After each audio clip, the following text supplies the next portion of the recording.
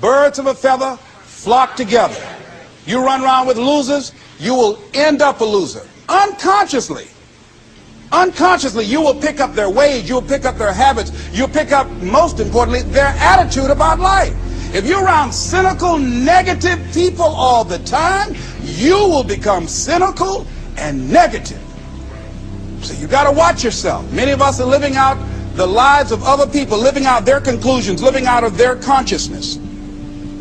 The other thing is that you begin to looking at your life and looking at what it is that you want to achieve. Another crucial thing that you must do is align yourself with powerful people. Align yourself with people that can encourage you, people that can empower you, people that you can learn from, people that you can grow from. That's very important. See, if you have people around you that can contribute to your growth. When I wanted to become a speaker, I joined the National Speakers Association. I wanted to be around the Dr. Norman Vincent Peales, the Zig Ziglars, the Dwayne Dyers. I wanted to be around people that were doing what I wanted to do. I wanted to learn from them. And you want to do that too. You want to align yourself with people who think like you, people who dream like you, people who want more out of life, people that are stretching and searching and seeking some higher ground in life, as opposed to the majority of people. Somebody said, always strive to get on top in life because it's the bottom that's overcrowded. And so you don't want to be on the bottom. See, it's easy to be on the bottom. It doesn't take any effort to be a loser. It doesn't take any motivation, any drive in order to stay down there on a low level. But it calls on everything in you, ladies and gentlemen. You have to harness your will to say, I'm going to challenge myself. Sometimes I have to pull myself out of bed and say, come on, Les. Things I know I should do, I don't do. Things I shouldn't do, I do. I found that the biggest enemy you have to deal with is yourself. There's an old African proverb that says, if there's no enemy within, the enemy outside can do us no harm. So think about that.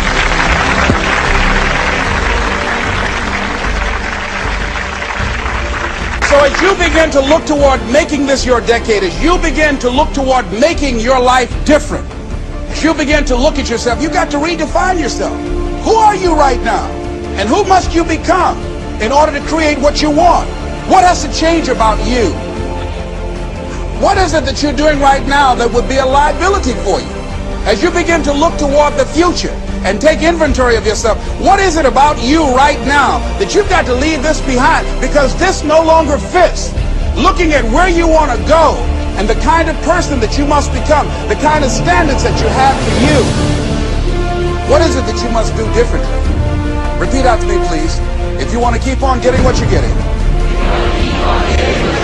keep on doing what you're doing.